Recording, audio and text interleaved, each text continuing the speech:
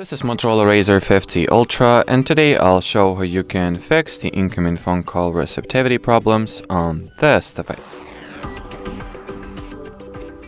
So first, check if your phone is in the Do Not Disturb or Airplane mode, and if it is true, switch both of those features off.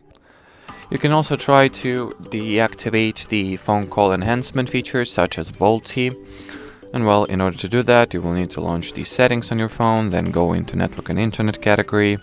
Here, continue by opening the SIMs and Mobile Network page, select the SIM card you are experiencing those issues with, and here switch off the VoLTE calls.